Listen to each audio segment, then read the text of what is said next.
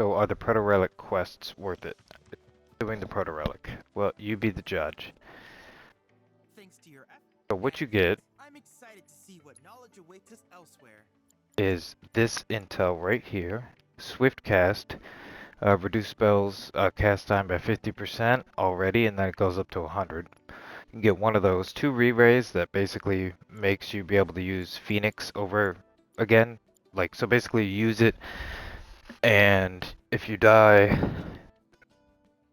then you come back to life. But it costs 35 MP. However, if you have magic efficiency, it'll only cost 17. You can probably get it down maybe lower somehow, but if not, you have MP up. You have spare change. It's kind of an homage to coin toss, or gill toss from Crisis Core. I can show that. And limit support. It transfers all your limit gauge increases to your allies. You also get the ability to transmute the Genji equipment, which would be the ring reduces your damage taken by 15 and reduces your damage dealt by 15, so it's like a tranquilizer from the original kind of. Earrings increases damage dealt and taken by 15, so it's half of a Fury Ring. If the Fury Ring's too much, you can use the Genji Gloves of the main event that allow you to do over 9,999. The Corsair's Compass, after 5 ATB actions, will partition your ATB into 3 segments for a short time. I think you get Enhanced Expeditionary Medal somewhere else, but I may be wrong. You also unlock brutal challenges, and I'll give an example. There are, I believe, 5 brutal challenges, 4 of which have 10 rounds, and they get harder. So, like this. And the rewards, Binding Materia Earrings, another elemental, Prayer Materia Earrings. Your third Magnify, or second if you didn't do Cosmo Canyon Quest. 7th Seal, MP Up Materia Earrings, Rulers of the Outer Worlds, the hardest damn thing ever. You get the Goddard Rung, you only get 1. Cloud versus the Warriors, and everybody else versus stuff, they get their last folios, basically. And then there are 2 other challenges where you get to play as black hair and silver hair. So those are legendary. You have to beat all of this. We'll give you an idea of how it looks. By the way, your AP and EXP will skyrocket for doing these, so be careful if you want to save your level. This is a 10 round thing. Always have chakra on everybody and prayer on 2 characters.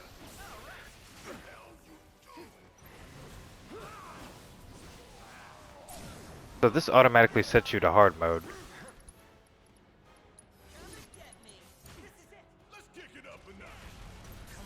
Starts out pretty easy, but it doesn't stay that way.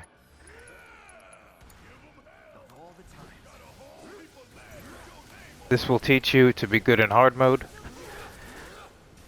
If you want to cheese it, get Yuffie, Aerith, and Tifa with attack magic swap or Cloud. Here's another level, and you will be able to. But it's still going to be hard. As you can see, I'm pretty much already dead.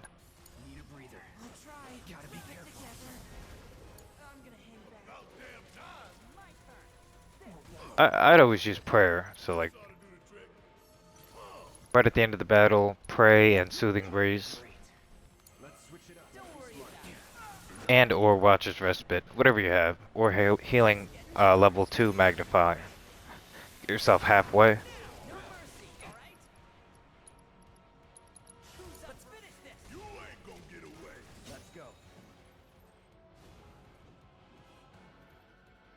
See, that's 1 round. There's no checkpoints.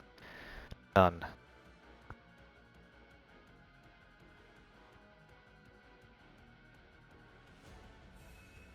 The monsters get bigger and stronger, and sometimes the quantity goes lower. So,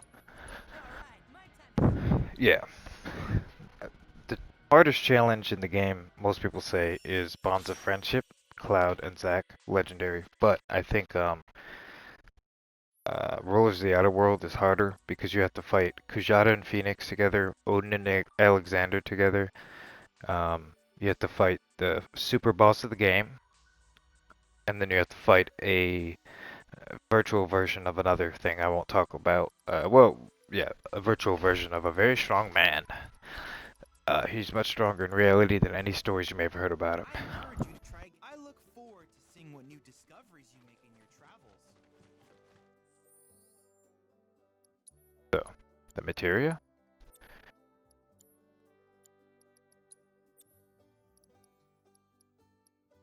Swift cast.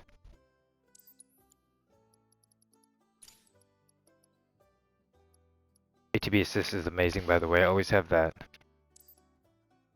Do elemental swift cast with and elemental. We'll put spare change. Show it. Then we'll put the limit break thing.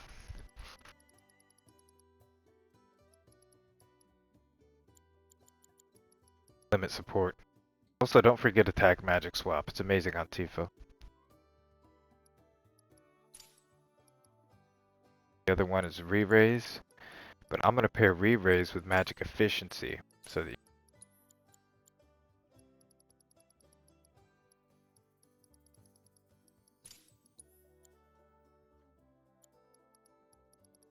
Then the next thing I'm gonna do,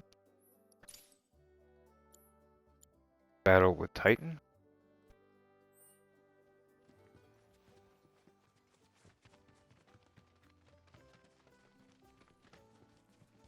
Cloud. Though operate the mine served as a cavern filled with mithril must be a sight.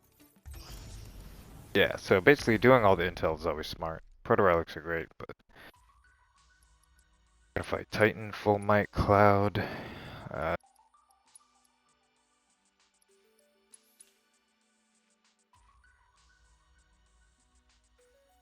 so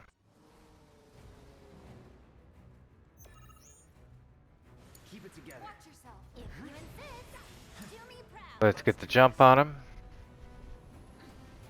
Remember, I have limit support, so everything I get will go to my allies. I'll throw some change at him real quick. Let me do Sonic Boom first. See? Like that, coins. It's a good finisher, I guess. But I think it wastes your gold.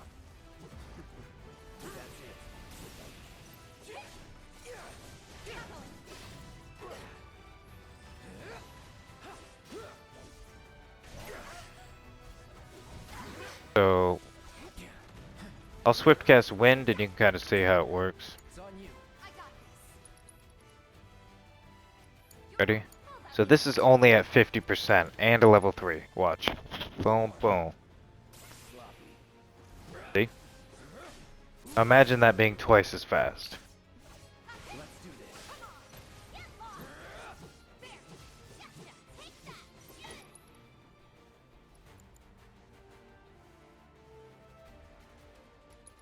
The re-raise. Get lost. Don't stop now. Let's finish. Let me do it on somebody who could die faster. Tifa. I've been sorry. How you like this? Ha, there. Gotcha. Look at the limber breaks on my guys already.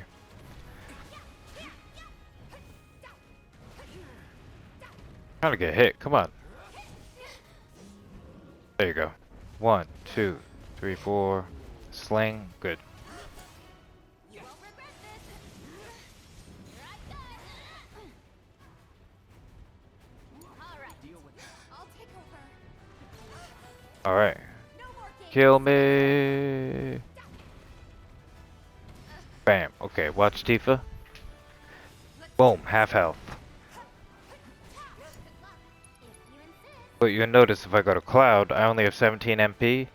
If I put magic efficiency maxed out, this 35 MP thing would only cost 17.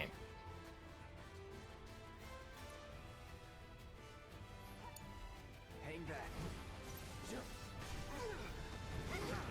Limit gauge, bam. Watch the limit gauge on Yuffie.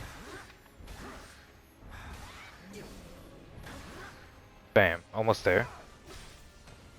Bam, got it. All set. So there you go.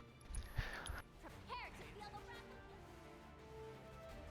I will tell you that at level like 45 or at level 50, if you get Aerith to do Arcane Ward Wind, Endless replayability you will awaits. be very strong.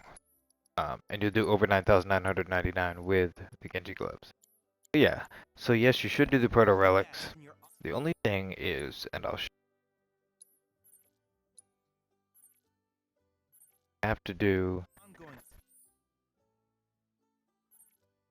all of the summon divine intel, every single one of these sanctuaries on every part of the map. For world intel.